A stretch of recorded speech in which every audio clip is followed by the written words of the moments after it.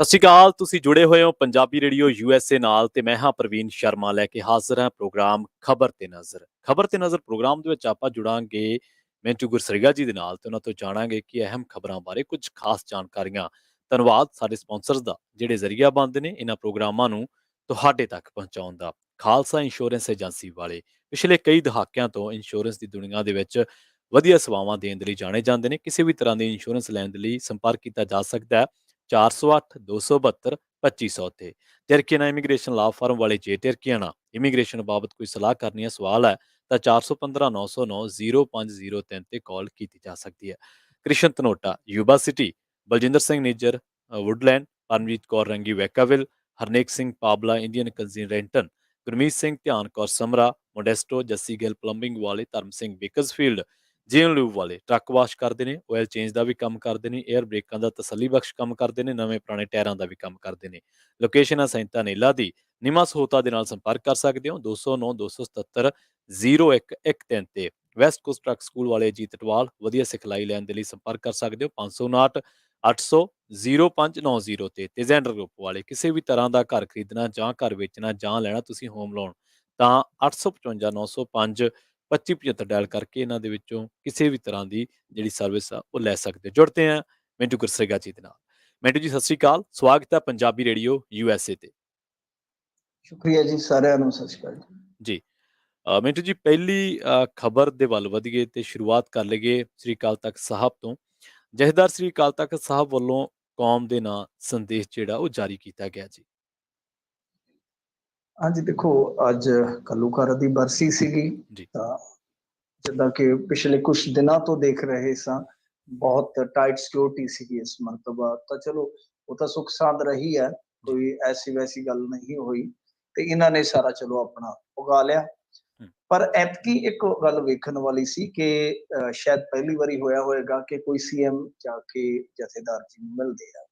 ਤਾਂ ਫਿਰ ਉਸ ਤੋਂ ਬਾਅਦ ਅਗਲੇ ਦਿਨ ਜੇ ਤੁਸੀਂ ਦੇਖੋਗੇ ਤਾਂ ਹੁੰਦਾ ਕੀ ਹੈ ਕਿ ਕੁਝ ਜਿਹੜੇ ਹਿੰਦੂ ਸੰਗਠਨਾਂ ਦੇ ਹੈਗੇ ਨੇ ਨੇਤਾ, ਉਹਨਾਂ ਨੂੰ ਨਜ਼ਰਬੰਦ ਕਰ ਲਿਆ ਜਾਂਦਾ ਹੈ ਕਿਉਂਕਿ ਉਹਨਾਂ ਨੇ ਕਿਹਾ ਸੀਗਾ ਲਾਨੀਆਂ ਕਿ ਦੇਖੋ ਅਸੀਂ ਇਸੇ ਦਿਨ ਯਾਨੀ ਸੀਐਮ ਦੇ 6 ਜੂਨ ਨੂੰ ਅਸੀਂ ਜਿਹੜੇ ਦਰਬਾਰ ਸਾਹਿਬ ਹਮਲੇ ਦੇ ਵਿੱਚ ਹਿੰਦੂ ਸ਼ਹੀਦ ਹੋਏ, ਮਤਲਬ ਕਿ ਪੁਲਿਸ ਵਗੈਰਾ ਚ ਜੋ ਕਹਿਣ ਦਾ ਭਾਵ ਹੈ ਕਿ ਅਸੀਂ ਉਹਨਾਂ ਦੇ ਆਤਮਿਕ ਸ਼ਾਂਤੀ ਵਾਸਤੇ ਹਵਨ ਯੱਗ ਵਗੈਰਾ ਕਰਾਵਾਂਗੇ। ਤਾਂ ਇਹ ਇੱਕ ਤਰ੍ਹਾਂ ਨਾਲ ਕਹਿ ਲਓ ਕਿ ਫਿਰ ਉਹੀ ਜਿਸ ਤਰੀਕੇ ਦੀਆਂ ਗੱਲਾਂ ਅੱਗੇ ਵਾਪਰੀਆਂ ਨੇ ਇਤਿਹਾਸ ਦੇ ਵਿੱਚ ਵੀ ਔਰ ਵਰਤਮਾਨ ਦੇ ਵਿੱਚ ਵੀ, ਤਾਂ ਇਹਨਾਂ ਨੇ ਕਿਤੇ ਨਾ ਕਿਤੇ ਉਹ ਮਾਹੌਲ ਬਣਾਉਣ ਦਾ ਫਿਰ ਯਤਨ ਕੀਤਾ। ਕੁਛ ਲੀਡਰਾਂ ਨੇ ਸਾਰੇ ਪਾਸੇ ਤੁਹਾਨੂੰ ਪਤਾ ਹੀ ਇਸ ਤਰ੍ਹਾਂ ਲੀਡਰਾਂ ਦੀ ਭਰਮਾਰ ਹੁੰਦੀ ਹੈ ਜਿਹੜੇ ਬਲਦੀ ਚ ਘਿਓ ਜਾਂ ਤੇਲ ਪਾਉਣ ਵਾਲੇ ਹੁੰਦੇ। ਇਹਨਾਂ ਚੋਂ ਕੁਛ ਨੂੰ ਦੱਸਦੇ ਕਿ ਪੁਲਿਸ ਬਾਹਰ ਵੀ ਲੈ ਗਈ, ਮਤਲਬ ਕਿ ਪੰਜਾਬ ਜਾਂ ਉਹਨਾਂ ਦੇ ਜ਼ਿਲ੍ਹੇ ਤੋਂ ਬਾਹਰ ਹੋ ਸਕਦਾ ਖੜਿਆ ਹੋਵੇ, ਤੇ ਕੁਛ ਨੂੰ ਘਰਾਂ ਚ ਜਾਂ ਦਫ਼ਤਰਾਂ ਚ ਨਜ਼ਰਬੰਦ ਕੀਤਾ ਗਿਆ। ਇੱਕ ਗੱਲ ਇਹ ਵੇਖਣ ਵਾਲੀ ਸੀਗੀ। ਦੂਜੀ ਗੱਲ ਹੈ ਕਿ ਕੌਮ ਦੇ ਨਾਮ ਜਿਹੜਾ ਸੰਦੇਸ਼ ਦਿੱਤਾ ਗਿਆ ਜਥੇਦਾਰ ਜੀ ਵੱਲੋਂ, ਉਹਦੇ ਵਿੱਚ ਉਹਨਾਂ ਨੇ ਇੱਕ ਤੇ ਇਹ ਗੱਲ ਕਹੀ ਆ ਕਿ ਈਸਾਈਅਤ ਦਾ ਜਿਸ ਤਰੀਕੇ ਦੇ ਨਾਲ ਇੱਥੇ ਪਸਾਰ ਹੋ ਰਿਹਾ ਵਾ ਖਾਸ ਤੌਰ ਤੇ ਸਰਹੱਦੀ ਜ਼ਿਲ੍ਹਿਆਂ ਚ, ਤਾਂ ਉਹਨਾਂ ਨੇ ਪ੍ਰਚਾਰਕਾਂ ਨੂੰ ਕਿਹਾ ਕਿ ਭਾਈ ਹੁਣ ਏਸੀ ਕਮਰਿਆਂ ਚੋਂ ਬਾਹਰ ਨਿਕਲੋ, ਏਸੀ ਕਮਰਿਆਂ ਚੋਂ ਬਾਹਰ ਨਿਕਲ ਕੇ ਪ੍ਰਚਾਰ ਵਾਸਤੇ ਜਾਓ। ਦੂਜੀ ਗੱਲ ਉਹ ਕਹਿੰਦੇ ਕਿ ਕੁਛ ਲੋਕ ਲੁਕਵੀਂ ਛਿਪਵੀਂ ਦਿੰਦੇ ਆ ਟ੍ਰੇਨਿੰਗ ਹਥਿਆਰਾਂ ਦੀ, ਤਾਂ ਸਾਨੂੰ ਗੱਤਕਾ ਦੇ ਨਾਲ ਨਾਲ ਮਾਡਰਨ ਹਥਿਆਰਾਂ ਦੀ ਵੀ ਟ੍ਰੇਨਿੰਗ ਦੇਣੀ ਚਾਹੀਦੀ ਹੈ, ਸ਼ੂਟਿੰਗ ਰੇਂਜ ਵਗੈਰਾ ਬਣਾ ਕੇ। ਕੁਛ ਲੋਕ ਮਤਲਬ ਹੁਣ ਤੁਸੀਂ ਸਮਝ ਸਕਦੇ ਹੋ ਕਿ ਕਿਹਨਾਂ ਨੂੰ ਕਹਿ ਰਹੇ ਨੇ। ਤਾਂ ਇੱਥੇ ਵੀ ਇੱਕ ਤਰ੍ਹਾਂ ਨਾਲ ਇੱਕ ਮਾਹੌਲ ਬਣਾਉਣ ਦਾ ਯਤਨ ਕੀਤਾ ਜਾ ਰਿਹਾ। ਚਾਹੇ ਦੇਖੋ ਬੜੇ ਇੱਕ ਤਰ੍ਹਾਂ ਨਾਲ ਕਹਿ ਲਓ ਕਿ ਬੜੇ ਨਪੇ ਤੁਲੇ ਸ਼ਬਦ ਹੁੰਦੇ ਆ ਜਥੇਦਾਰ ਸਾਹਿਬ ਦੇ, ਤੇ ਇਹ ਬਹੁਤ ਨਾਪ ਤੋਲ ਕੇ ਬੋਲਦੇ ਆ, ਇੱਧਰ ਉੱਧਰ ਦੀ ਗੱਲ ਨਹੀਂ ਕਰਦੇ, ਟੂ ਦਾ ਪੁਆਇੰਟ ਗੱਲ ਕਰਦੇ ਆ। ਪਰ ਗੱਲਾਂ ਦੇ ਵਿੱਚ ਰਾਜ਼ ਕੁਛ ਡੂੰਘੇ ਨੇ, ਰਮਜ਼ਾਂ ਕੁਛ ਡੂੰਘੀਆਂ, ਉਹਨਾਂ ਨੂੰ ਡੀਕੋਡ ਕਰਨ ਦੀ ਜ਼ਰੂਰਤ ਹੈ। ਤਾਂ ਮਾਹੌਲ ਕੁਛ ਇੱਧਰ ਵੀ ਬਣ ਰਿਹਾ ਹੈ। ਹਰੇਕ ਜਿਵੇਂ ਧਾਰਮਿਕ ਆਗੂ ਹੁੰਦਾ ਉਹ ਆਪਣੀ ਕੌਮ ਦਾ ਹੀ ਨਾਰਾ ਮਾਰਦਾ ਹੈ, ਉਹਦੇ ਨਾਲ ਹੀ ਸੈਂਟੀਮੈਂਟਸ ਜਿਹੜੇ ਜੁੜਦੇ ਨੇ। ਤਾਂ ਬਹਰਹਾਲ ਨਾਲ ਉਹਨਾਂ ਨੇ ਕੁਛ ਹੋਰ ਵੀ ਗੱਲਾਂ ਕਹੀਆਂ ਨੇ, ਪਰ ਮੇਨਲੀ ਤਾਂ ਇਹੀ ਹੈ ਕਿ ਉਹਨਾਂ ਨੇ ਕਿਹਾ ਕਿ ਦੇਖੋ ਇਹ ਜਿਹੜੇ ਸ਼ੇਰ ਨੇ ਇਹਨਾਂ ਤੋਂ ਡਰ ਕੇ ਹੀ ਸਿਕਿਉਰਿਟੀ ਲਾਈ ਜਾ ਰਹੀ ਹੈ, ਮਤਲਬ ਕਿ ਸਾਨੂੰ ਕੋਈ ਡਰ ਨਹੀਂ। ਇਹ ਕਹਿੰਦੇ ਆ ਕਿ ਤੁਹਾਡੀ ਸਿਕਿਉਰਿਟੀ ਵਾਸਤੇ ਆ, ਕਹਿੰਦੇ ਕਿ ਨਹੀਂ ਨਹੀਂ ਸਾਡੀ ਸਿਕਿਉਰਿਟੀ ਵਾਸਤੇ ਨਹੀਂ, ਸ਼ੇਰਾਂ ਨੂੰ ਡਰ ਨਹੀਂ ਹੁੰਦਾ, ਸ਼ੇਰਾਂ ਤੋਂ ਡਰ ਹੁੰਦਾ ਹੈ। ਤਾਂ ਇਹ ਵੀ ਉਹਨਾਂ ਨੇ ਸ਼ਬਦ ਕਹੇ ਆ। ਤਾਂ ਕੁੱਲ ਮਿਲਾ ਕੇ ਕਹਿ ਸਕਦੇ ਹਾਂ ਕਿ ਜਥੇਦਾਰ ਜੀ ਦੇ ਬਿਆਨ ਦੀ ਪੂਰੀ ਫੇਰ ਚਰਚਾ ਹੋ ਰਹੀ ਹੈ, ਖਾਸ ਤੌਰ ਤੇ ਕਿ ਜਿੱਦਾਂ ਸ਼ੂਟਿੰਗ ਰੇਂਜ ਵਗੈਰਾ ਜਿਹੜੀ ਹੈ ਉਹ ਬਣਾਈ ਜਾਵੇ। ਹੁਣ ਦੇਖਦੇ ਹਾਂ, ਵੈਸੇ ਉਹਨਾਂ ਨੇ ਨਾਲ ਇਹ ਵੀ ਗੱਲ ਕਹੀ ਆ ਕਿ ਆਪਣਾ ਰਾਜ ਮਤਲਬ ਕਿ ਮੁੜ ਹਾਸਲ ਕਰਨ ਵਾਸਤੇ ਤੁਹਾਨੂੰ ਪੜ੍ਹਨਾ ਲਿਖਣਾ ਵੀ ਬਹੁਤ ਪਏਗਾ ਜੀ, ਕਿ ਆਪਣੇ ਬੱਚਿਆਂ ਨੂੰ ਪੜ੍ਹਾਓ, ਸਿੱਖੀ ਵੱਲ ਪਰਤਾਓ। ਤਾਂ ਕੁਝ ਗੱਲਾਂ ਉਹਨਾਂ ਨੇ ਇਸ ਤਰ੍ਹਾਂ ਸਿੱਖਿਆ ਦੇ ਨਾਲ ਜੁੜੀਆਂ ਵੀ ਕੀਤੀਆਂ। ਉਹਨਾਂ ਦੇ ਕਹਿ ਲਓ ਕਿ ਸੰਦੇਸ਼ ਦਾ ਅੱਜ ਚਰਚਾ ਕਾਫੀ ਰਿਹਾ, ਅੱਧੇ ਦਿਨ ਤੱਕ ਪੂਰੀ ਚਰਚਾ ਰਹੀ ਮੀਡੀਆ 'ਚ। ਜੀ, ਜੀ। ਮਿੰਟੂ ਜੀ, ਮੂਸੇਵਾਲਾ ਕਤਲ ਮਾਮਲੇ ਦੀ ਗੱਲ ਕਰੀਏ ਤਾਂ ਹੁਣ ਖਬਰਾਂ ਜਿਹੜੀਆਂ ਆ ਰਹੀਆਂ ਨੇ ਉਹ ਇਹ ਕਹਿ ਰਹੀਆਂ ਵੀ ਇਸੇ ਮਾਮਲੇ ਦੇ ਵਿੱਚ 8 ਸ਼ਾਰਪ ਸ਼ੂਟਰਾਂ ਦੀ ਪਹਿਚਾਣ ਜਿਹੜੀ ਆ ਉਹ ਕਰ ਲਈ ਗਈ ਹੈ ਜੀ।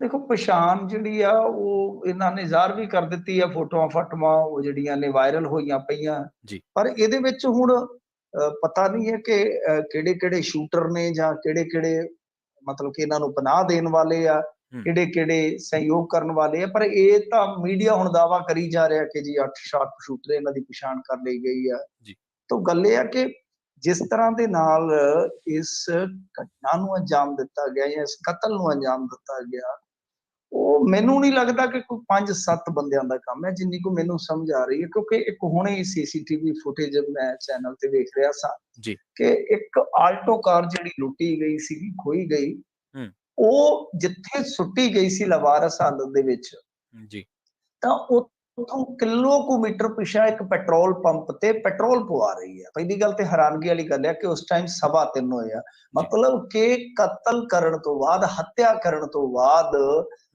ਤਕਰੀਬਨ 5:30 ਦਾ ਟਾਈਮ ਉਹ ਲਾ ਲਓ, ਤੇ ਉਸ ਤੋਂ ਬਾਅਦ ਤਕਰੀਬਨ 10 ਘੰਟਿਆਂ ਬਾਅਦ ਜੀ, ਉਹ ਕਾਰ ਪੰਜਾਬ ਦੀਆਂ ਸੜਕਾਂ ਤੇ ਘੁੰਮਦੀ ਨਜ਼ਰ ਆ ਰਹੀ ਹੈ। ਮਤਲਬ ਕਿ ਉਹ ਬੰਦੇ ਉਸੇ ਕਾਰ ਦੇ ਵਿੱਚ ਨਜ਼ਰ ਆ ਰਹੇ, ਹਾਲਾਂਕਿ ਉੱਥੇ 2 ਜਾਣੇ ਆਏ ਪੰਪ ਤੇ।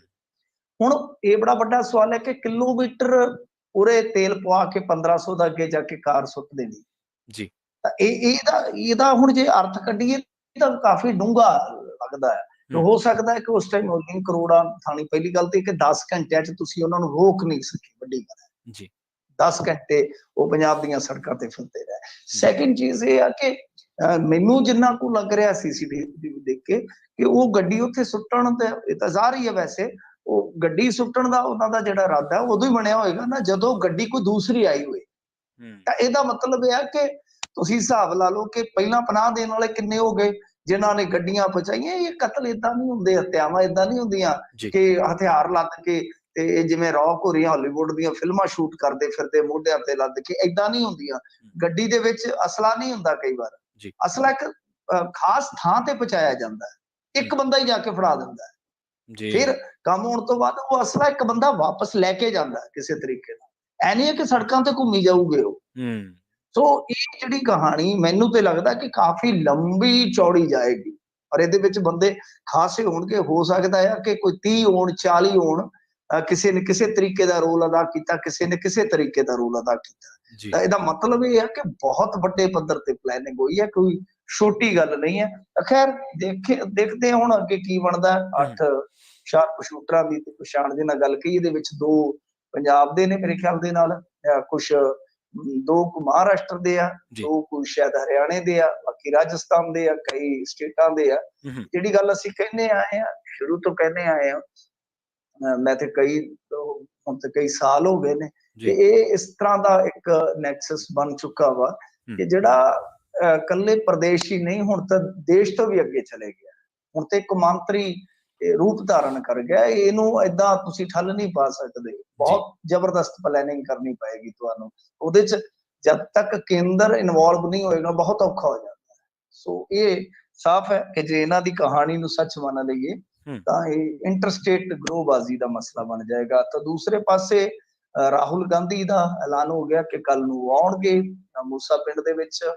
ਵੈਸੇ ਮੀਡੀਆ ਵਾਲਿਆਂ ਨੇ ਸੰਜੇ ਦੱਤ ਨੂੰ ਤਾਂ ਬਚਾ ਹੀ ਦਿੱਤਾ ਹੈ, ਸੰਜੇ ਦੱਤ ਤੇ ਆਇਆ ਕੋਈ ਨਹੀਂ, ਪਰ ਖਬਰਾਂ ਲੱਗ ਜੱਗੂ ਭਗਵਾਨਪੁਰੀਆ ਨੇ ਹਾਈ ਕੋਰਟ ਤੋਂ ਮੰਗੀ ਸੀਗੀ ਰਾਹਤ ਕਿ ਬਈ ਮੈਨੂੰ ਬੁਲਟ ਪ੍ਰੂਫ ਜੈਕਟ ਦੀਆਂ ਬੁਲਟ ਪ੍ਰੂਫ ਗੱਡੀ ਦਾ ਅਰੇਂਜਮੈਂਟ ਕਰਕੇ ਦਿਓ। ਤਾਂ Punjab and Haryana high court ਨੇ ਆਖਿਆ ਕਿ ਮੁੜਿਆ ਵੀ ਇਹ ਸਾਡੇ ਅਧਿਕਾਰ ਖੇਤਰ ਦਾ ਮਸਲਾ ਨਹੀਂ, ਤੂੰ ਤਿਹਾੜ ਜੇਲ੍ਹ ਦੇ ਵਿੱਚ ਬੰਦ ਆ। ਤਾਂ ਇਹ ਮਸਲਾ ਜਿਹੜਾ ਹੁਣ ਉੱਥੇ ਜਾ ਕੇ ਸ਼ਾਇਦ ਲਾਉਣਗੇ। ਫਿਰ ਇੱਧਰ ਰਾਜਸਥਾਨ ਦੇ ਸਾਬਕਾ ਉਪ ਮੁੱਖ ਮੰਤਰੀ ਜਿਹੜੇ ਸੀਗੇ ਸਚਿਨ ਪਾਇਲਟ, ਉਹ ਵੀ ਆਏ ਸੀਗੇ ਅੱਜ। ਪਰ ਇੱਕ ਖਬਰ ਜਿਹੜੀ ਆ ਉਹ ਕਾਫੀ ਇੱਕ ਹੈਰਾਨ ਕਰਦੀ ਹੈ ਇਸ ਮਾਮਲੇ 'ਚ, ਖਬਰ ਕਹਿ ਲਓ ਜਾਂ ਅਪਡੇਸ਼ਨ, ਕਿ ਇੱਕ ਬੰਦੇ ਦਾ ਕੋਈ ਜ਼ਿਕਰ ਆ ਰਿਹਾ, ਪਤਾ ਨਹੀਂ ਕੇਕੜਾ ਕਿ ਕਿਆ ਕਹਿ ਰਹੇ ਸੀ ਉਹਨੂੰ, ਜੀ ਕਿ ਉਹ ਬੰਦਾ ਇੱਥੇ ਰੇਕੀ ਕਰ ਰਿਹਾ ਸੀਗਾ। ਮਤਲਬ ਕਿ ਜਦੋਂ ਸਿੱਧੂ ਮੂਸੇਵਾਲਾ ਨਿਕਲਿਆ, ਜੀ ਉਹ ਤੋਂ ਮਤਲਬ ਕਿ ਘਟਨਾ ਵਾਲੀ ਥਾਂ ਤੇ ਪਹੁੰਚਣ ਤੋਂ 5-7 ਮਿੰਟ ਪਹਿਲਾਂ ਦੀ ਉਹ ਸੀਸੀਟੀਵੀ ਫੁਟੇਜ ਹੈ, ਜਿੱਥੇ ਸੈਲਫੀਆਂ ਲਈਆਂ ਜਾ ਰਹੀਆਂ ਤਾਂ ਉਹ ਕੇਕੜਾ ਉੱਥੇ ਹੈਗਾ। ਇਹ ਹਰਿਆਣੇ ਦਾ ਬੇਸਿਕਲੀ, ਤੇ ਇੱਥੇ ਦੱਸਦੇ ਕਿ ਮੂਸੇ ਪਿੰਡ ਉਹਦੀ ਰਿਸ਼ਤੇਦਾਰੀ ਸੀ।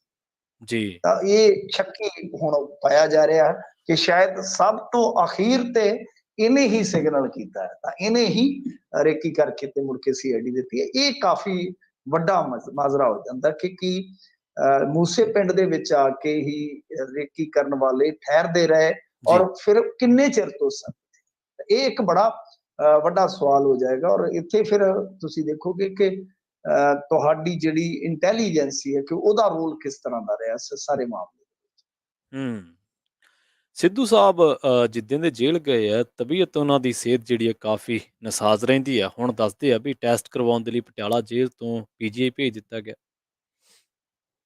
ਜੇਲ੍ਹ ਦੇ ਵਿੱਚ ਜਾ ਕੇ ਹੁਣ ਸਿਹਤ ਜਿਹੜੀ ਹੈ ਉਹ ਨਸਾਜ ਹੀ ਰਹੇਗੀ, ਹੋਰ ਉੱਥੇ ਭੰਗੜੇ ਥੋੜੀ ਪੈਣੇ ਨੇ। ਜੀ ਇਹ ਤੇ ਹੁਣ ਦੇਖੋ ਗੱਲ ਕੀ ਹੈ ਕਿ ਜਿਹੜਾ ਬੰਦਾ ਪਹਿਲੇ ਬਿਮਾਰ ਸ਼ਮਾਰ ਹੋਵੇ, ਉਹਦੇ ਵਾਸਤੇ ਜੇਲ੍ਹ ਥੋੜੀ ਮੁਸ਼ਕਲ ਹੋ ਜਾਂਦੀ ਹੈ। ਜੇਲ੍ਹ ਕੋਈ ਉਹ ਹੈ ਨਹੀਂ, ਕੋਈ ਪਿਕਨਿਕ ਸਪੌਟ ਤਾਂ ਹੈ ਨਹੀਂਗਾ ਕਿ ਉੱਥੇ ਤੁਸੀਂ ਖਾਓ ਪੀਓ ਘੁੰਮੋ ਜੋ ਮਰਜ਼ੀ ਕਰੋ ਜੀ ਨਜ਼ਾਰੇ ਲਵੋ। ਤਾਂ ਜਿੰਨਾ ਮਰਜ਼ੀ ਵੀਆਈਪੀ ਟ੍ਰੀਟਮੈਂਟ ਹੋਵੇ, ਮੈਂ ਸਮਝਦਾ ਕਿ ਜਿਹੜਾ ਬਿਮਾਰ ਬੰਦਾ ਉਹਦੇ ਵਾਸਤੇ ਜੇਲ੍ਹ ਕੱਟਣੀ ਬਹੁਤ ਔਖੀ ਹੋ ਜਾਂਦੀ। ਇਸ ਕਰਕੇ ਇਹ ਮਾਮਲਾ ਜਿਹੜਾ ਉਹ ਕੁਝ ਇਸ ਕਿਸਮ ਦਾ ਹੀ ਹੈ ਕਿ ਨਵਜੋਤ ਸਿੰਘ ਸਿੱਧੂ ਬਿਮਾਰੀਆਂ ਤੋਂ ਪੀੜਤ ਹੈ, ਤੇ ਸਭ ਨੂੰ ਪਤਾ ਹੀ ਹੈ। ਤੇ ਉਹਦਾ ਇਲਾਜ ਹੈ ਜਿਹੜਾ ਹੁਣ ਪ੍ਰੋਪਰ ਮੇਰੇ ਖਿਆਲ ਦੇ ਨਾਲ ਨਹੀਂ ਹੋਇਆ ਹੋਏਗਾ, ਤਾਂ ਫਿਰ ਇਹ ਚੰਡੀਗੜ੍ਹ ਲੈ ਕੇ ਗਏ ਨੇ। ਚੰਡੀਗੜ੍ਹ ਲੈ ਕੇ ਗਏ ਨੇ, ਕਹਿੰਦੇ ਆ ਕਿ ਜਿਹੜੇ ਟੈਸਟ ਕੁਛ ਪਕਾਇਆ ਨੇ ਉਹ ਇੱਥੇ ਰਜਿੰਦਰਾ ਹਸਪੀਟਲ 'ਚ ਨਹੀਂ ਹੁੰਦੇ। ਤਾਂ ਜਦੋਂ ਰਜਿੰਦਰਾ ਹਸਪੀਟਲ 'ਚ ਨਹੀਂ ਹੁੰਦਾ, ਤਾਂ ਦੇਖੋ ਗੱਲ ਕੀ ਹੈ ਕਿ ਕੈਦੀ ਦਾ ਇਹ ਫੰਡਾਮੈਂਟਲ ਰਾਈਟ ਹੁੰਦਾ ਇਲਾਜ, ਤਾਂ ਉਹਦੇ 'ਚ ਕੀ ਹੈ ਕਿ ਜਿੰਨਾ ਮਰਜ਼ੀ ਖਰਚਾ ਆ ਜਾਵੇ ਸਰਕਾਰ ਦਾ, ਉਹ ਕਰਨਾ ਪੈਂਦਾ। ਉਹਦੇ 'ਚ ਨਵਜੋਤ ਸਿੰਘ ਸਿੱਧੂ ਦੇ ਪੱਲਿਓਂ ਨਹੀਂ ਜਾਣਾ। ਤੇ ਜਿਹੜੇ ਇਹ ਹਸਪਤਾਲ ਹੁੰਦੇ ਆ ਕੁਛ, ਜਿਵੇਂ ਗੁਰੂ ਗੋਬਿੰਦ ਸਿੰਘ ਮੈਡੀਕਲ ਕਾਲਜ ਆ ਜਾਂ ਰਜਿੰਦਰਾ ਹਸਪਤਾਲ ਆ ਗਿਆ, ਜਦੋਂ ਇੱਥੇ ਇਲਾਜ ਨਹੀਂ ਹੁੰਦਾ ਕਿਸੇ ਕੈਦੀ ਦਾ, ਤਾਂ ਫਿਰ ਅੱਗੇ ਉਹ ਲੈ ਕੇ ਜਾਂਦੇ ਨੇ ਪੀਜੀਆਈ। ਤਾਂ ਪੀਜੀਆਈ 'ਚ ਖੜਿਆ ਗਿਆ, ਹੁਣ ਟੈਸਟ ਹੋ ਜਾਣਗੇ, ਤਾਂ ਮੈਨੂੰ ਲੱਗਦਾ ਕਿ ਜਿਹੜਾ ਉਹ ਡਾਈਟ ਵਾਈਟ ਵਾਲਾ ਚੱਕਰ ਸੀ ਉਹ ਤੇ ਹਾਲ ਦੀ ਘੜੀ ਟਲ ਗਿਆ ਸੀਗਾ। ਮੈਨੂੰ ਲੱਗਦਾ ਹੈ ਕਿ ਉਹ ਹਾਲੇ ਉਹਦੇ ਤੇ ਸਹੀ ਨਹੀਂ ਪਈ। ਤਾਂ ਉਹ ਸਾਰਾ ਕੁਛ ਹੈ ਜਿਹੜਾ ਕੁਛ ਜਿਹੜੇ ਟੈਸਟ ਹੋ ਜਾਣਗੇ, ਉਸ ਤੋਂ ਬਾਅਦ ਜਿਹੜੀ ਅੰਤਮ ਰਿਪੋਰਟ ਆਏਗੀ ਉਹਦੇ ਆਧਾਰ ਤੇ ਫਿਰ ਇਹ ਸਾਰਾ ਕੁਛ ਹੈ ਜਿਹੜਾ ਉਹ ਫੈਸਲਾ ਲੈ ਕੇ ਕਰਨਗੇ। ਤੇ ਬਾਕੀ ਜਿਸ ਹਿਸਾਬ ਦੀ ਡਾਈਟ ਹੈ, ਮੇਰੇ ਖਿਆਲ ਦੇ ਨਾਲ ਸਿੱਧੂ ਸਾਹਿਬ ਠੀਕ ਹੋ ਜਾਣਗੇ। ਦੇਖਦੇ ਹਾਂ ਜੀ ਟੈਸਟ ਜਿਹੜੇ ਆ ਉਹਨਾਂ ਦੀ ਰਿਪੋਰਟ ਕਦੋਂ ਆਉਂਦੀ ਹੈ। ਪਰ ਨਵਜੋਤ ਸਿੰਘ ਸਿੱਧੂ ਇੱਕ ਵਾਰੀ ਫਿਰ ਥੋੜਾ ਜਿਹਾ ਬਾਹਰਲੀ ਹਵਾ ਦਾ ਜ਼ਰੂਰ ਉਹ ਲੁਤਫ ਲੈ ਗਏ ਹੋਣੇ, ਕਿਉਂਕਿ ਕੈਦੀ ਵਾਸਤੇ ਹੀ ਬੜੀ ਵੱਡੀ ਗੱਲ ਹੁੰਦੀ ਆ ਕਿ ਚਲੋ 2 ਘੜੀਆਂ ਬਾਹਰ ਘੁੰਮ ਆਵਾਂਗੇ। ਜੀ ਇੱਕ ਖਬਰ ਦਾ ਹੈਡਰ ਹੈ ਮਿੰਟੂ ਜੀ, ਰਾਜਾ ਵੜਿੰਗ ਨੇ ਵਿਖਾਏ ਤਿੱਖੇ ਤੇਵਰ, ਤੇ ਵਿਖਾਏ ਕਿਹਨੂੰ? ਕਾਂਗਰਸ ਤਾਂ ਲੋਕ ਕਹਿੰਦੇ ਅੱਧਿਓਂ ਵੱਧ ਖਾਲੀ ਹੋ ਗਈ ਪੰਜਾਬ 'ਚ। ਦੇਖੋ ਗੱਲ ਕੀ ਹੈ ਕਿ ਜਦੋਂ ਕੋਈ ਨਾ ਲੜਨ ਨੂੰ ਮਿਲੇ ਤਾਂ ਕਾਂਗਰਸੀ ਫਿਰ ਆਪਣੇ ਘਰ ਹੀ ਲੜ ਪੈਂਦੇ ਹੁੰਦੇ ਆ। ਇਹਨਾਂ ਦਾ ਚੱਕਰ ਚੱਲਦਾ ਹੀ ਆ। ਰਾਜਾ ਵੜਿੰਗ ਨੇ ਤੇਵਰ ਜਿਹੜੇ ਵਿਖਾਣੇ ਆ ਹੁਣ, ਕਿਉਂਕਿ ਜਦੋਂ ਕੁਝ ਰਹਿ ਹੀ ਨਹੀਂ ਗਿਆ ਕਾਂਗਰਸ ਦੇ ਵਿੱਚ, ਇਹ 2-4 ਬੰਦੇ ਆ ਭੌਂ ਕੇ ਇਹਨਾਂ ਨੇ ਆਪਸ ਦੇ ਵਿੱਚ, ਤੁਹਾਨੂੰ ਪਤਾ ਹੀ ਹੈ, ਕਰਨਾ ਕਰਾਉਣਾ ਹੀ ਆ।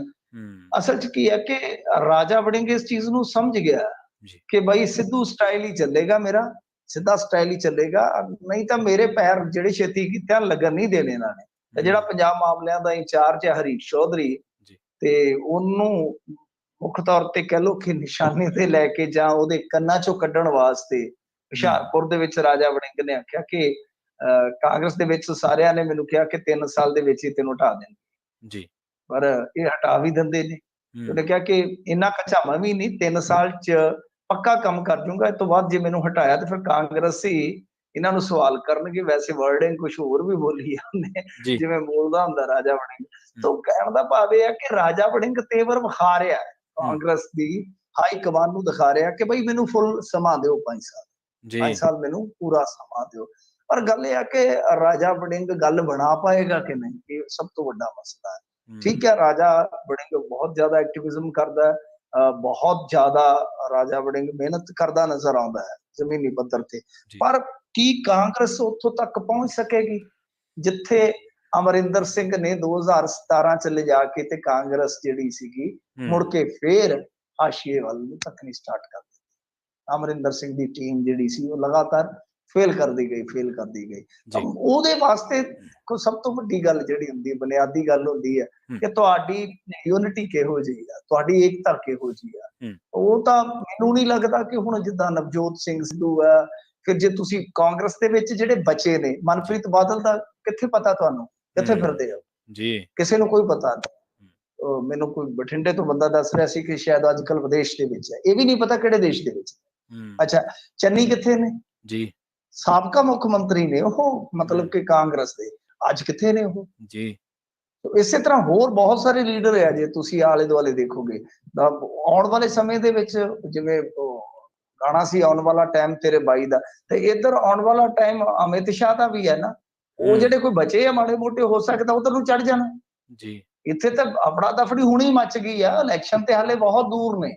ਸੋ ਇਸ ਕਰਕੇ ਰਾਜਾ ਵੜਿੰਗ ਵਾਸਤੇ ਮੇਰੇ ਖਿਆਲ ਦੇ ਨਾਲ ਟਾਈਮ ਤਾਂ ਚਲੋ ਕੱਢਣਾ ਉਹ ਇੱਕ ਵੱਖਰਾ ਚੈਲੰਜ ਹੈਗਾ ਕਿ ਮੈਨੂੰ ਖੁੱਲਾ ਟਾਈਮ ਦਿਓ, ਪਰ ਇੱਥੇ ਇਸ ਟਾਈਮ ਦੇ ਵਿੱਚ ਚੰਗਾ ਟਾਈਮ ਲਿਆਉਣਾ ਜਿਹੜਾ ਉਹ ਇੱਕ ਅਨਦਰ ਚੈਲੰਜ ਆ, ਇੱਕ ਵੱਖਰਾ ਚੈਲੰਜ ਆ, ਉਹ ਚੈਲੰਜ ਆ। ਉਹ ਹੁਣ ਦੇਖਣਾ ਹੋਏਗਾ ਕਿ ਇਸ ਤਰ੍ਹਾਂ ਦੇ ਚੈਲੰਜਾਂ ਨੂੰ ਨਜਿੱਠ ਕੇ ਕਿਵੇਂ ਆਪਣੇ ਆਪ ਨੂੰ ਸਥਾਪਿਤ ਹੀ ਨਹੀਂ, ਆਪਣੇ ਆਪ ਨੂੰ ਸਾਬਤ ਵੀ ਕਰ ਪਾਉਂਦੇ। ਕਾਫੀ ਕਹਿ ਲਈਏ ਕਿ ਵੱਡਾ ਟੈਸਟ ਤਾਂ ਹੁਣੇ ਹੋਏਗਾ ਨਾ ਸੰਗਰੂਰ ਜ਼ਿਮਨੀ ਚੋਣ ਦਾ, ਕਿਉਂਕਿ ਉੱਥੇ ਗੋਲਡੀ ਨੂੰ ਉਤਾਰਿਆ ਜਿਹੜੇ ਕਿ ਸੱਜਣਤਾਈ ਵਾਲੇ ਬੰਦੇ ਆ ਨਾ। ਬਿਲਕੁਲ। ਕਬਜ਼ਿਆਂ ਦੀ ਗੱਲ ਕਰੀਏ ਮਿੰਟੂ ਜੀ, ਤਾਂ 35 ਵੱਡੇ ਰਸੂਖਦਾਰਾਂ ਦੇ ਜੇਕਰ ਕਬਜ਼ੇ ਹਟੇ ਤਾਂ ਕਈ ਨਾਂ ਸਾਹਮਣੇ ਆ ਜਾਣਗੇ ਹੋਰ। ਦੇਖੋ, ਇਹ ਜਿਹੜਾ ਮਾਮਲਾ ਹੈ ਨਾ, ਇਹ ਮੁਹਾਲੀ ਦੇ ਨਾਲ ਲਗਵਾ ਜਿਹੜਾ ਇੱਕ ਇਲਾਕਾ ਹੈ, ਜਿਹਦੇ ਤੇ ਕਹਿ ਲਈਏ ਕਿ ਬੜੇ ਵੱਡੇ ਫਾਰਮ ਹਾਊਸ ਬਣੇ ਆ, ਬੜੀ ਆਲੀਸ਼ਾਨ ਦੁਨੀਆ ਉੱਥੋਂ ਦੀ। ਜੇ ਤੁਸੀਂ ਝਾਕ ਕੇ ਦੇਖੋਗੇ, ਇਕੱਲਾ ਚੰਡੀਗੜ੍ਹ ਹੀ ਨਹੀਂ ਹੈ, ਚੰਡੀਗੜ੍ਹ ਤੋਂ ਆਲੇ ਦੁਆਲੇ ਜੇ ਪਰੇ ਦੇਖੀਏ ਤਾਂ ਬਹੁਤ ਕੁਛ ਆ ਜੀ। ਉੱਥੇ ਜਾ ਕੇ ਪਤਾ ਲੱਗਦਾ ਕਿ ਕਿਸ ਤਰੀਕੇ ਦੇ ਨਾਲ ਪਹਾੜਾਂ ਨੂੰ ਖੁਰਚਿਆ ਗਿਆ, ਕਿਸ ਤਰੀਕੇ ਦੇ ਨਾਲ ਉੱਥੇ ਜੋ ਮਿਨਰਲ ਸੀਗੇ ਉਹ ਵੀ ਚੂਸ ਲੈ ਗਏ। ਇਸ ਤੋਂ ਇਲਾਵਾ ਕਿਸ ਤਰ੍ਹਾਂ ਗੈਰ ਕਾਨੂੰਨੀ ਢੰਗ ਨਾਲ ਇਮਾਰਤ ਸਾਜ਼ੀ ਹੋਈ ਹੈ, ਸਾਰੀਆਂ ਚੀਜ਼ਾਂ ਆ ਜਾਣਗੀਆਂ ਸਾਹਮਣੇ। ਤਾਂ ਦਰਅਸਲ ਇਹ ਇੱਕ ਪਿੰਡ ਦਾ ਮਸਲਾ ਹੈ, ਪਿੰਡ ਮਾਜਰੀਆਂ ਦੀ ਸ਼ਾਮਲਾਠੀ ਜ਼ਮੀਨ ਦਾ। ਤੇ ਕਬਜ਼ੇ ਜੇ ਹੁਣ ਹਟ ਗਏ, ਮੰਨ ਲਓ ਨਜਾਇਜ਼ ਜਿਹੜੇ ਕਬਜ਼ੇ ਆ, ਤਾਂ ਫਿਰ ਕਹਿੰਦੇ ਆ ਕਿ 35 ਰਸੂਖਦਾਰਾਂ ਦੇ 30-35 ਰਸੂਖਦਾਰਾਂ ਦੇ ਜਿਹੜੇ ਆ ਨਾ, ਉਹ ਚਿਹਰੇ ਐ ਬਿਲਕੁਲ ਬੇਨਕਾਬ ਹੋ ਜਾਣ।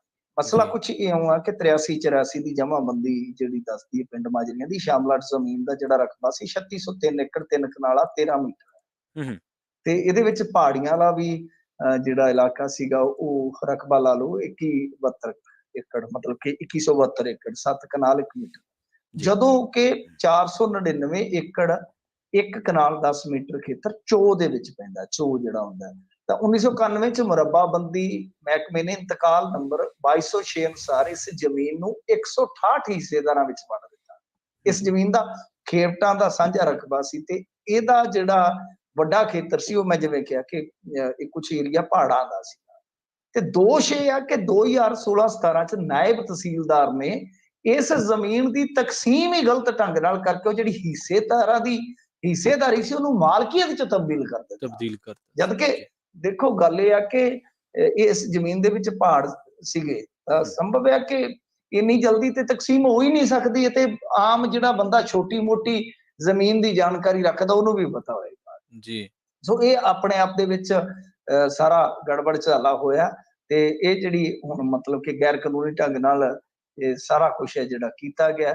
ਆਉਣ ਵਾਲੇ ਸਮੇਂ ਦੇ ਵਿੱਚ ਕਹਿੰਦੇ ਆ ਕਿ ਜੇ ਇੱਥੋਂ ਉਹ ਜਿਹੜੇ ਮਤਲਬ ਕਿ ਉਹਨਾਂ ਨੇ ਗਾਂ ਇੰਤਕਾਲ ਵੀ ਕਰਾ ਲਏ, ਰਜਿਸਟਰੀਆਂ ਵਗੈਰਾ ਜੋ ਹੋ ਗਈਆਂ, ਜਦ ਕਿ ਕਾਇਦੇ ਦੇ ਮੁਤਾਬਕ ਅਜਿਹਾ ਹੋ ਹੀ ਨਹੀਂ ਸੀ ਸਕਦਾ ਜੀ। ਹੁਣ ਇਹ ਸਾਰਾ ਕੁਛ ਹੈ ਜਿਹੜਾ ਉਹ ਅੱਗੇ ਖੁੱਲੇਗਾ ਜੇਕਰ ਇਹ ਮੁਹਿੰਮ ਚੱਲਦੀ ਹੈ। ਵੈਸੇ ਧਾਲੀਵਾਲ ਸਾਹਿਬ ਨੇ ਵਾਹਵਾ ਜ਼ੋਰ ਲਾਇਆ ਸੀ, ਬਾਬਾ ਵੇ ਕਲਾ ਮਰੋੜ ਦਾ ਮਤਲਬ ਕਿ ਪੂਰਾ ਲਾਇਆ ਸੀਗਾ ਧਾਲੀਵਾਲ ਨੇ ਜ਼ੋਰ, ਪਰ ਨਹੀਂ, ਬਾਅਦ ਦੇ ਵਿੱਚ ਥੋੜੀ ਮੱਠੀ ਪੈ ਗਈ ਆ। ਹੁਣ ਜੇ ਉਹ ਖਿੱਚ ਕੇ ਕੰਮ ਰੱਖਦੇ ਆ ਤਾਂ ਇਹ ਸਾਰਾ ਕੁਝ ਨਿਕਲ ਆਏਗਾ, ਕਿਉਂਕਿ ਇਹਦੇ ਵਿੱਚ 30-35 ਰਸੂਖਦਾਰਾਂ ਨੇ ਰਿਓੜੀਆਂ ਬੜੀਆਂ ਵੱਟੀਆਂ, ਬਹੁਤ ਰਿਓੜੀਆਂ ਵੱਟੀਆਂ। ਹੁਣ ਜੇ ਸਾਰੇ ਮੁਹਾਲੀ ਦੇ ਲਾਗੇ ਪਾਸੇ ਹੀ ਦੇਖ ਲਈਏ ਤਾਂ ਕੋਈ ਤਾਂ ਵੈਸੇ ਕਹਿੰਦਾ ਕਿ ਇੰਨੇ ਹਜ਼ਾਰ 18,000 ਕਿੱਲਾ ਦੱਸਦੇ ਆ, ਕਿਉਂਕਿ ਕੁਲਦੀਪ ਸਿੰਘ ਹੋਰਾਂ ਦੀ ਰਿਪੋਰਟ ਪਈ ਹੈ ਜਿਹੜੀ, ਉਹਦੇ ਮੁਤਾਬਕ ਦੱਸਦੇ ਕਿ 18,000 ਕਿੱਲਾ ਜ਼ਮੀਨ ਦਾ ਇਸੇ ਤਰ੍ਹਾਂ ਹੀ ਐ ਨੱਪਿਆ ਹੋਇਆ ਸ਼ਾਮਲਾਟ ਜ਼ਮੀਨਾਂ ਦਾ। ਉਹ ਨੱਪਣ ਵਾਲੇ ਕੌਣ ਨੇ? ਜ਼ਿਆਦਾਤਰ ਲੀਡਰ, ਜ਼ਿਆਦਾਤਰ ਬਿਊਰੋਕਰੇਟਸ। ਉਹ ਇਸ ਤਰ੍ਹਾਂ ਦਾ ਕਹ ਲਈਏ ਕਿ ਮੱਕੜ ਜਾਲ ਉੱਥੇ ਇਹਨਾਂ ਨੇ ਵਿਛਾਇਆ ਹੋਇਆ ਸੀਗਾ, ਜਿਹਦੇ ਵਿੱਚ ਸਾਰਾ ਕੁਛ ਲਪੇਟੀ ਤੁਰੇ ਗਏ ਆ। ਹੁਣ ਦੇਖਦੇ ਆ ਕਿ ਆਉਣ ਵਾਲੇ ਸਮੇਂ 'ਚ ਜਿਹੜੀ ਮੁਹਿੰਮ ਆ ਉਹ ਅੱਗੇ ਚੱਲ ਪਾਉਂਦੀ ਆ ਕਿ ਨਹੀਂ ਚੱਲ ਪਾਉਂਦੀ। ਜੇ ਚੱਲ ਪਾਈ ਤੇ ਬਹੁਤ ਕੁਛ ਇਸ ਤਰ੍ਹਾਂ ਦਾ ਸਾਨੂੰ ਵੇਖਣ ਨੂੰ ਮਿਲਣਾ ਸੀਗਾ ਕਿ ਵੱਡੇ ਵੱਡੇ ਰਸੂਖਦਾਰਾਂ ਨੇ ਵੀ ਜ਼ਮੀਨ ਨੱਪੀ ਜਿਹੜੀ ਹੈ ਉਹ ਸਾਨੂੰ ਦਿਖਾਈ ਦਿੰਦੀ ਸੀ।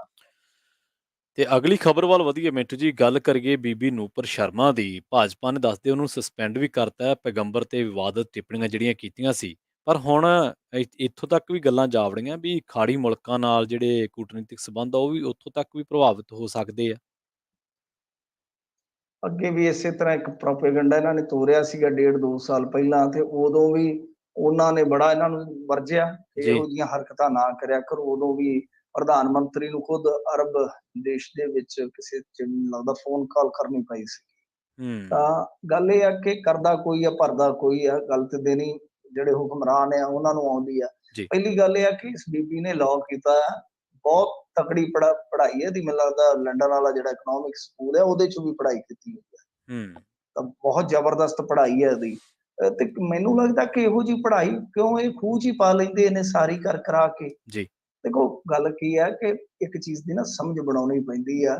ਇਜ਼ਰਾਈਲ ਮੁਸਲਮਾਨਾਂ ਦੇ ਦੇਸ਼ਾਂ ਦਾ ਕਹਿ ਲਓ ਕਿ ਦੁਸ਼ਮਣ ਸਮਝਿਆ ਜਾਂਦਾ ਹੈ, ਪਰ ਮੈਂ ਨਹੀਂ ਵੇਖਿਆ ਕਿ ਉਹਨਾਂ ਦੇ ਕਿਸੇ ਵੱਡੇ ਤਰਜਮਾਨ ਜਾਂ ਵੱਡੇ ਲੀਡਰ ਨੇ ਕਦੇ ਮੁਸਲਮਾਨਾਂ ਦੇ ਕਿਸੇ ਪੈਗੰਬਰ ਤੇ ਜਾਂ ਕੋਈ ਹੋਰ ਉਹਨਾਂ ਦੀ ਮਾਨਤਾ ਤੇ ਸਵਾਲ ਕੀਤੇ। ਵੈਸਟਰਨ ਦੇਸ਼ਾਂ ਦੇ ਵਿੱਚ ਹੁਕਮਰਾਨ ਈਸਾਈ ਨੇ। ਈਸਾਈਅਤ ਜਿੱਥੇ ਬਹੁਤ ਗਿਣਤੀ 'ਚ ਆ, ਉਹਨਾਂ ਨੇ ਵੀ, ਉਹ ਤਾਂ ਵੈਸੇ ਹੀ ਸਿਆਣੇ ਨੇ, ਉਹਨਾਂ ਨੇ ਕਦੇ ਕਿਸੇ ਤੇ ਟਿੱਪਣੀ ਨਹੀਂ ਕੀਤੀ, ਨਾ ਕਦੇ ਮਤਲਬ ਕਿ ਸਾਡੇ ਗੁਰੂਆਂ ਬਾਰੇ, ਨਾ ਕ੍ਰਿਸ਼ਨ ਬਾਰੇ। ਤੁਸੀਂ ਉਹਨਾਂ ਤੋਂ ਸਬਕ ਲਵੋ। ਉਹਨਾਂ ਵਰਗੇ ਨਹੀਂ ਬਣ ਸਕਦੇ, ਘੱਟੋ ਘੱਟ ਰੀਸ ਹੀ ਕਰ ਲਓ ਥੋੜੀ ਬਹੁਤੀ ਕਿ ਬਈ ਇਸ ਤਰ੍ਹਾਂ ਇੱਕ ਮਜ਼ਾਕ ਬਣਦਾ ਹੈ। ਮਜ਼ਾਕ ਹੀ ਨਹੀਂ ਬਣਦਾ। ਕਈ ਵਾਰ ਤੁਸੀਂ ਏਡੇ ਕਸੂਤੇ ਫਸਦੇ ਹੋ ਨਾ ਕਿ ਹੁਣ ਜਿੱਦਾਂ ਕੁਝ ਪ੍ਰੋਡਕਟ ਨੇ ਜਿਹੜੇ ਸਾਡੇ ਜਾਂਦੇ ਨੇ ਅਰਬ ਕੰਟਰੀਆਂ 'ਚ, ਉਧਰ ਉਹ ਕਹਿੰਦੇ ਕਿ ਬਾਈਕਾਟ ਕਰ ਦਿਓ ਇਹਨਾਂ ਦਾ। ਤਾਂ ਜਦੋਂ ਬਾਈਕਾਟ ਹੋਣਾ ਸਟਾਰਟ ਹੋ ਗਿਆ ਤਾਂ ਨੁਕਸਾਨ ਹੋਏਗਾ। ਨੁਕਸਾਨ ਹੋਏਗਾ ਨਾ, ਤੁਹਾਡੇ ਐਕਸਪੋਰਟ ਨੂੰ ਨੁਕਸਾਨ ਹੋਏਗਾ। ਸਾਡਾ ਤੇ ਇੰਪੋਰਟ ਐਕਸਪੋਰਟ ਦਾ ਵੈਸੇ ਹੀ ਬਹੁਤ ਵੱਡਾ ਖੱਪਾ ਹੈ, ਬਹੁਤ ਵੱਡਾ ਫਰਕ ਹੈ। ਸੋ ਇਸ ਬੀਬੀ ਨੇ ਬੜੀ ਬੇਵਕੂਫਾਨਾ ਹਰਕਤ ਕੀਤੀ ਹੈ। ਹੁਣ ਡਰਦੀ ਫਿਰਦੀ ਹੈ, ਕਹਿੰਦੀ ਹੈ ਕਿ ਮੀਡੀਆ ਨੂੰ ਮੇਰੀ ਅਪੀਲ ਹੈ ਵੀ ਮੇਰਾ ਪਤਾ ਜਨਤਕ ਨਾ ਕਰੋ, ਮੈਂ ਖਤਰੇ 'ਚ ਹਾਂ। ਤੇ ਆਹੀ ਗੱਲ ਜਦੋਂ ਆਮੀਰ ਖਾਨ ਦੀ ਬੀਵੀ ਨੇ ਕਿਹਾ ਸੀ, ਸਾਬਕਾ ਬੀਵੀ ਨੇ, ਤਾਂ ਉਦੋਂ ਉਹਦੇ ਮਗਰ ਲੱਗ ਖਲੋਤੇ ਸਨ। ਇਹ ਬਹੁਤ ਘਟੀਆ ਹਰਕਤ ਕੀਤੀ ਇਹਨੇ। ਵੈਸੇ ਇਹਦੇ ਸੰਮਨ ਮੈਨੂੰ ਲੱਗਦਾ ਕਿ ਆਉਣਗੇ ਜਲਦੀ, ਕੇਸ ਵੀ ਇਹਦੇ ਤੇ ਹੋਏਗਾ। ਪਰ ਜੋ ਵੀ ਹੈ, ਕੁਛ ਮੈਨੂੰ ਲੱਗਦਾ ਸਾਊਦੀ ਤੇ ਬਹਿਰੀਨ ਨੇ ਇਸ ਫੈਸਲੇ ਦਾ ਸਵਾਗਤ ਕੀਤਾ, ਇਹਨੂੰ ਪਾਰਟੀ 'ਚੋਂ ਕੱਢ ਕੇ। ਤੇ ਮੈਨੂੰ ਲੱਗਦਾ ਕਿ FIR ਜਿਹੜੀ ਹੈ ਇਹਦੇ ਖਿਲਾਫ ਹੋਈ ਆ। ਆਉਣ ਵਾਲੇ ਦਿਨਾਂ ਦੇ ਵਿੱਚ ਇਹਦੀ ਚੰਗੀ ਸੰਮਨਬਾਜ਼ੀ ਹੋਣ ਵਾਲੀ। ਬਾਕੀ ਇਹਨਾਂ ਨੂੰ ਇਹ ਪਤਾ ਨਹੀਂ ਹੈ, ਮੂਰਖਾਂ ਦਾ ਟੋਲਾ ਇਕੱਠਾ ਹੋਇਆ ਇਸ ਤਰ੍ਹਾਂ ਦੀਆਂ ਗੱਲਾਂ ਕਰਨ ਵਾਲੇ, ਕਿ ਬਈ ਅਰਬ ਜਿਹੜੇ ਆ ਨਾ ਕੱਲੇ ਸਾਡੇ ਐਕਸਪੋਰਟ ਹੀ ਨਹੀਂ ਲੈਂਦੇ, ਉਹ ਸਾਡੇ ਬਹੁਤ ਸਾਰੇ ਕਾਮਿਆਂ ਨੂੰ ਉਹ ਰੁਜ਼ਗਾਰ ਦਿੰਦੇ ਨੇ।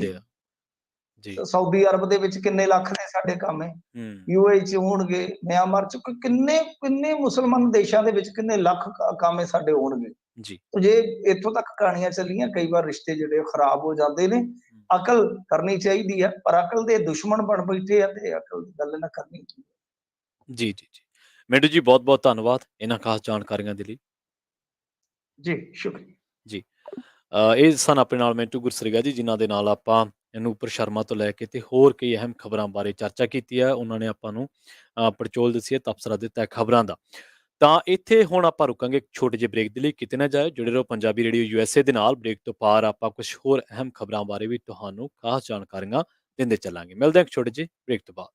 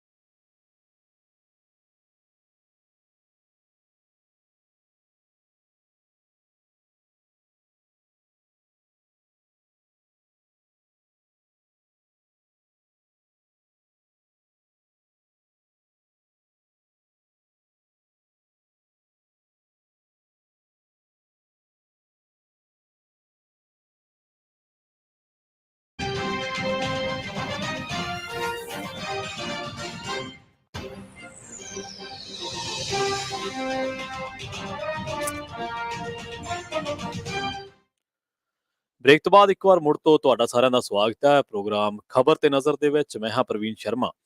ਪ੍ਰੋਗਰਾਮ ਦੇ ਵਿੱਚ ਆਪਾਂ ਇਸ ਹਿੱਸੇ ਦੇ ਵਿੱਚ ਗੱਲ ਕੁਝ ਹੋਰ ਖਬਰਾਂ ਦੇ ਬਾਰੇ ਕਰਦੇ ਚੱਲਦੇ ਹਾਂ। ਪੰਜਾਬ ਦੀ ਸਿਆਸਤ ਤੋਂ ਸ਼ੁਰੂਆਤ ਕਰਾਂਗੇ। ਭਾਜਪਾ ਦੀ ਗੱਲ ਕਰਾਂਗੇ।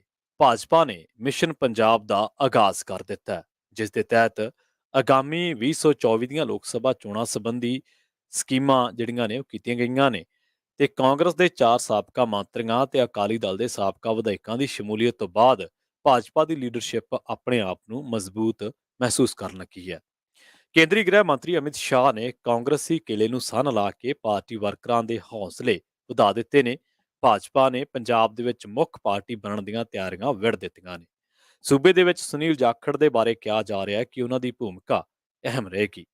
ਪਤਾ ਇਹ ਵੀ ਲੱਗਿਆ ਵੀ ਭਾਜਪਾ ਨੇ ਪੰਜਾਬ ਦੀ ਲੀਡਰਸ਼ਿਪ ਨੂੰ ਹਦਾਇਤ ਕੀਤੀ ਹੈ ਕਿ 15 ਜੂਨ ਤੱਕ ਸੂਬੇ ਭਰ ਦੇ ਵਿੱਚ ਰੈਲੀਆਂ ਕਰਕੇ ਕੇਂਦਰ ਸਰਕਾਰ ਦੇ 8 ਵਰ੍ਹਿਆਂ ਦੀਆਂ ਪ੍ਰਾਪਤੀਆਂ ਦਾ ਪ੍ਰਚਾਰ ਕੀਤਾ ਜਾਵੇ। 3 ਕੇਂਦਰੀ ਵਜ਼ੀਰਾਂ ਦੀ 9 ਲੋਕ ਸਭਾ ਹਲਕਿਆਂ ਦੇ ਵਿੱਚ ਪੱਕੀ ਡਿਊਟੀ ਲਾਈ ਗਈ ਹੈ। ਕੇਂਦਰੀ ਮੰਤਰੀ ਗਜੇਂਦਰ ਸ਼ੇਖਾਵਤ, ਮਨਸੁਖ ਮਾਂਡਵੀਆ ਤੇ ਅਰਜਨ ਮੇਘਵਾਲ ਜੁਲਾਈ ਮਹੀਨੇ ਤੋਂ ਹਰ ਮਹੀਨੇ 2-2 ਦਿਨ ਹਲਕੇ ਦੇ ਵਿੱਚ ਰਿਹਾ ਕਰਨਗੇ। ਹਰ ਕੇਂਦਰੀ ਮੰਤਰੀ ਆਪਣੇ ਲੋਕ ਸਭਾ ਹਲਕੇ ਦੇ ਵਿੱਚ 2 ਰਾਤਾਂ ਕੱਟੇਗਾ। ਇਸੇ ਤਰ੍ਹਾਂ ਹਰ ਲੋਕ ਸਭਾ ਹਲਕੇ ਦੇ ਵਿੱਚ 150 ਪੋਲਿੰਗ ਬੂਥਾਂ ਦੀ ਸ਼ਨਾਖਤ ਕਰਨ ਵਾਸਤੇ ਆਖਿਆ ਗਿਆ ਹੈ, ਜਿੱਥੇ ਭਾਜਪਾ ਨੂੰ ਨਾ ਮਾਤਰ ਜਾਂ ਫਿਰ ਵੋਟਾਂ ਹੀ ਨਹੀਂ ਪਈਆਂ। ਭਾਜਪਾ ਦੇ ਵਿੱਚ ਜੋ ਨਵੇਂ ਚਿਹਰੇ ਕਾਂਗਰਸ ਦੇ ਵਿੱਚੋਂ ਸ਼ਾਮਲ ਕਰਵਾਏ ਗਏ ਆ, ਉਹਨਾਂ ਨੂੰ ਦਿਹਾਤੀ ਪੰਜਾਬ ਦੇ ਵਿੱਚ ਤੈਨਾਤ ਕੀਤਾ ਜਾਵੇਗਾ। ਭਾਜਪਾ ਵੱਲੋਂ ਹੁਣ ਪੇਂਡੂ ਖੇਤਰ ਤੇ ਧਿਆਨ ਕੇਂਦਰਿਤ ਕੀਤਾ ਜਾਣਾ ਹੈ। ਭਾਜਪਾ ਦੀ ਕੇਂਦਰੀ ਲੀਡਰਸ਼ਿਪ ਮਹਿਸੂਸ ਕਰਦੀ ਹੈ ਕਿ 3 ਖੇਤੀ ਕਾਨੂੰਨਾਂ ਦੀ ਵਾਪਸੀ ਤੋਂ ਬਾਅਦ ਵੀ ਕਿਸਾਨ ਭਾਈਚਾਰੇ ਵਿੱਚੋਂ ਕੇਂਦਰ ਪ੍ਰਤੀ ਰੰਜ ਜਿਹੜਾ ਉਹ ਹਾਲੇ ਨਹੀਂ ਗਿਆ। ਬੇਸ਼ੱਕ ਪੰਜਾਬ ਦੇ ਕਿਸਾਨਾਂ ਨੇ ਭਾਜਪਾ ਦੀ ਘੇਰਾਬੰਦੀ ਤਾਂ ਬੰਦ ਕਰ ਦਿੱਤੀ ਹੈ, ਪਰ ਹਾਲੇ ਵੀ ਉਹਨਾਂ ਨੂੰ ਪਾਰਟੀ ਦੇ ਕਿਸੇ ਤਰ੍ਹਾਂ ਦੀ ਹਮਾਇਤ ਦੇਣ ਦਾ ਮਨ ਨਹੀਂ ਬਣਾਇਆ ਜਾਪਦਾ। ਭਾਜਪਾ ਦੀ ਰਣਨੀਤੀ ਇਹ ਹੈ ਕਿ ਕਿਸਾਨਾਂ ਦੇ ਮਨਾਂ ਦੇ ਵਿੱਚੋਂ ਭਾਜਪਾ ਪ੍ਰਤੀ ਬਣਿਆ ਰੋਸਾ ਕੱਢਿਆ ਜਾਵੇ। ਕਾਂਗਰਸ ਵਿੱਚੋਂ ਭਾਜਪਾ ਵਿੱਚ ਸ਼ਾਮਲ ਹੋਏ ਸਾਬਕਾ ਮੰਤਰੀਆਂ ਨੂੰ ਇਹ ਸਖਤ ਹਦਾਇਤ ਕੀਤੀ ਗਈ ਹੈ ਕਿ ਉਹ ਕਿਸਾਨ ਆਗੂਆਂ ਦੇ ਨਾਲ ਸੰਪਰਕ ਕਰਕੇ ਉਹਨਾਂ ਦੇ ਭਾਜਪਾ ਦੇ ਨਾਲ ਸਬੰਧ ਸੁਖਾਵੇਂ ਕਰਨ। ਭਾਜਪਾ ਨੇ ਆਗੂਆਂ ਨੂੰ ਕਿਹਾ ਹੈ ਕਿ ਉਹ ਪੰਥਕ ਹਲਕਿਆਂ ਦੇ ਵਿੱਚ ਪ੍ਰਧਾਨ ਮੰਤਰੀ ਨਰਿੰਦਰ ਮੋਦੀ ਵੱਲੋਂ ਸਿੱਖ ਭਾਈਚਾਰੇ ਲਈ ਕੀਤੇ ਜਾਣ ਵਾਲੇ ਕੰਮ ਗਿਣਵਾਉਣ ਅਤੇ ਸਿੱਖ ਵਿਦਵਾਨਾਂ ਤੱਕ ਵੀ ਪਹੁੰਚ ਕਰਨ।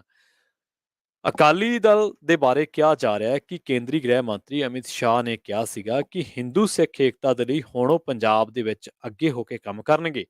ਉਹਨਾਂ ਨੇ ਕਿਸੇ ਦਾ ਨਾਂ ਲਏ ਬਿਨਾਂ ਇਹ ਗੱਲ ਕਹੀ ਹੈ ਕਿ ਭਾਜਪਾ ਵੱਡੇ ਭਰਾ ਵਾਲੀ ਭੂਮਿਕਾ ਅਦਾ ਕਰੇਗੀ। ਉਹਨਾਂ ਨੇ ਇਸ਼ਾਰਾ ਇਹ ਵੀ ਕੀਤਾ ਕਿ ਜੇਕਰ ਕੋਈ ਬੰਦਾ ਆਉਣਾ ਚਾਹੁੰਦਾ, ਆਗੂ ਆਉਣਾ ਚਾਹੁੰਦਾ ਤਾਂ ਉਸ ਨੂੰ ਸਹਿਯੋਗੀ ਵਜੋਂ ਪਾਰਟੀ ਚੋਣ ਨਿਸ਼ਾਨ ਤੇ ਚੋਣ ਲੜਨੀ ਪਵੇਗੀ। ਇੱਕ ਤਰੀਕੇ ਨਾਲ ਅਮਿਤ ਸ਼ਾਹ ਨੇ ਸ਼੍ਰੋਮਣੀ ਅਕਾਲੀ ਦਲ ਦੇ ਲਈ ਸਾਰੇ ਦਰਵਾਜ਼ੇ ਬੰਦ ਕਰ ਦਿੱਤੇ ਨੇ।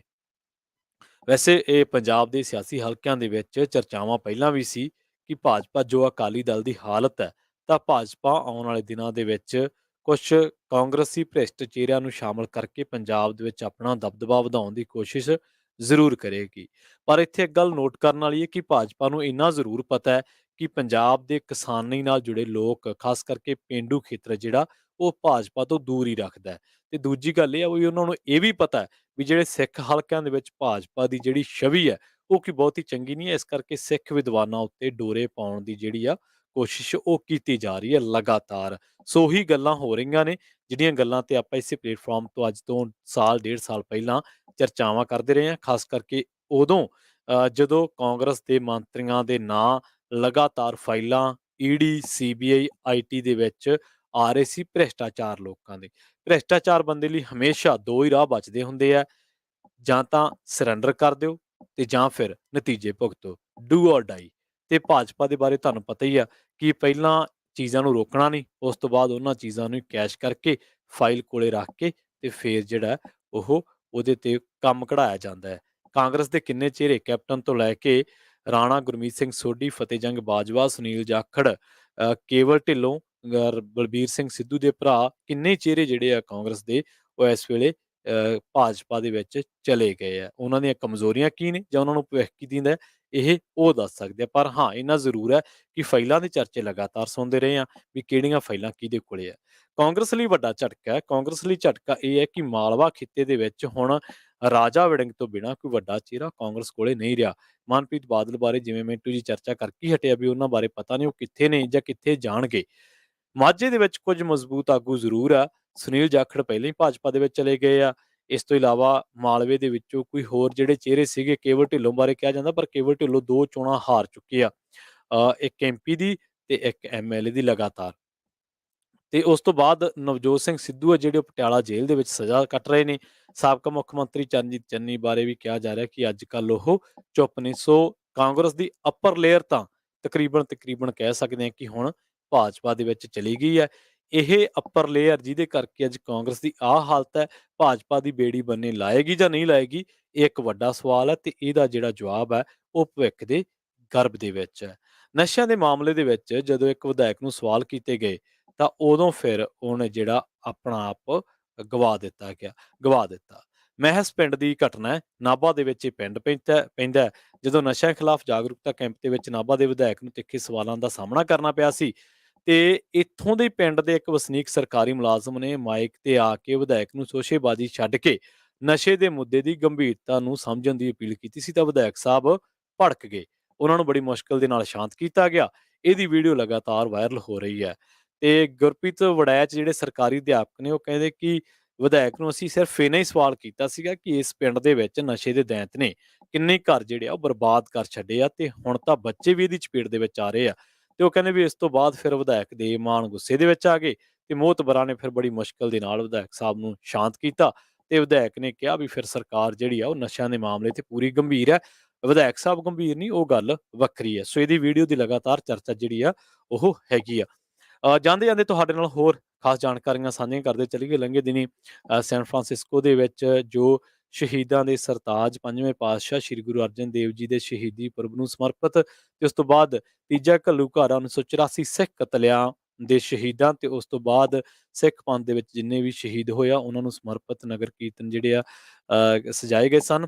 ਉਸ ਬਾਬਤ ਪੰਜਾਬੀ ਰੇਡੀਓ ਯੂਐਸਏ ਨੇ ਪੂਰੀ ਕਵਰੇਜ ਕੀਤੀ ਆ। ਪੰਜਾਬੀ ਰੇਡੀਓ ਯੂਐਸਏ ਨੇ ਇਸ ਮੌਕੇ ਨਗਰ ਕੀਰਤਨ ਦੀ ਕਵਰੇਜ ਦੇ ਨਾਲ ਉੱਥੇ ਜਿਹੜੇ ਪਹੁੰਚੇ ਬੁਲਾਰੇ ਜਿਨ੍ਹਾਂ ਦੇ ਵਿੱਚ ਅਜਮੇਰ ਸਿੰਘ ਜੀ, ਡਾਕਟਰ ਅਮਰਜੀਤ ਸਿੰਘ ਜੀ, ਅਮਰਜੀਤ ਸਿੰਘ ਖਾਲੜਾ ਜੀ ਤੇ ਨਾਲ ਡਾਕਟਰ ਕਰਾਮਾਤ ਇਕਤਦਾਰ ਚੀਮਾ, ਉਹਨਾਂ ਨੇ ਜੋ ਸਪੀਚਸ ਦਿੱਤੀਆਂ, ਉੱਥੇ ਭਾਸ਼ਣ ਦਿੱਤੇ, ਤਾਂ ਉਹਨਾਂ ਦੀਆਂ ਵੀਡੀਓਜ਼ ਵੀ ਤੁਸੀਂ ਪੰਜਾਬੀ ਰੇਡੀਓ ਯੂਐਸਏ ਦੇ ਫੇਸਬੁੱਕ ਤੇ ਨਾਲੋਂ ਨਾਲ ਯੂਟਿਊਬ ਚੈਨਲ ਤੇ ਜਾ ਕੇ ਸੁਣ ਸਕਦੇ ਹੋ ਜੇਕਰ ਕਿਸੇ ਵੀ ਕਾਰਨ ਤੁਸੀਂ ਉਹਨਾਂ ਨੂੰ ਮਿਸ ਕੀਤਾ ਜਾਂ ਉੱਥੇ ਨਹੀਂ ਪਹੁੰਚ ਸਕੇ। ਸੋ ਖਬਰ ਤੇ ਨਜ਼ਰ ਪ੍ਰੋਗਰਾਮ ਦੇ ਵਿੱਚ ਇੰਨਾ ਹੀ। ਅਗਲਾ ਪ੍ਰੋਗਰਾਮ ਲੈ ਕੇ ਆ ਰਹੇ ਨੇ ਹਰਜੋਤ ਸਿੰਘ ਖਾਲਸਾ ਜੀ ਤੇ ਉਹਨਾਂ ਦੇ ਨਾਲ ਹੋਣਗੇ ਰਾਜ ਕਰਨਵੀਰ ਸਿੰਘ ਜੀ ਤੇ ਤੁਹਾਨੂੰ ਦੇਣਗੇ ਅਮਰੀਕਾ ਦੇ ਵਿੱਚ ਨਾਲੋਂ ਨਾਲ ਵਿਸ਼ਵ ਭਰ ਦੇ ਵਿੱਚ ਵਾਪਰੀਆਂ ਕੁਝ ਖਾਸ ਘਟਨਾਵਾਂ ਬਾਰੇ ਕੁਝ ਅਹਿਮ ਜਾਣਕਾਰੀਆਂ। ਜੁੜੇ ਰਹੋ ਪੰਜਾਬੀ ਰੇਡੀਓ ਯੂਐਸਏ ਦੇ ਨਾਲ। ਅਗਲਾ ਪ੍ਰੋਗਰਾਮ ਅਪਡੇਟ ਅਮਰੀਕਾ ਥੋੜੇ ਸਮੇਂ ਦੇ ਵਿੱਚ ਲੈ ਕੇ ਤੁਹਾਡੀ ਸੇਵਾ ਦੇ ਵਿੱਚ ਹਾਜ਼ਰ ਹੋਵਾਂਗੇ। ਸੋ ਇੱਕ ਵਾਰ ਫਿਰ ਤੋਂ ਤੁਹਾਨੂੰ ਸਾਰਿਆਂ ਨੂੰ ਪਿਆਰ ਭਰੀ ਅਦਬ ਸਹਿਤ ਸਤਿ ਸ਼੍ਰੀ ਅਕਾਲ। ਸੁਣਦੇ ਰਹੋ ਪੰਜਾਬੀ ਰੇਡੀਓ ਯੂਐਸਏ, ਜੁੜੇ ਰਹੋ ਪੰਜਾਬੀ ਰੇਡੀਓ ਯੂਐਸਏ ਦੇ ਨਾਲ। ਤੁਹਾਡਾ ਸਾਰਿਆਂ ਦਾ ਬਹੁਤ ਬਹੁਤ ਧੰਨਵਾਦ।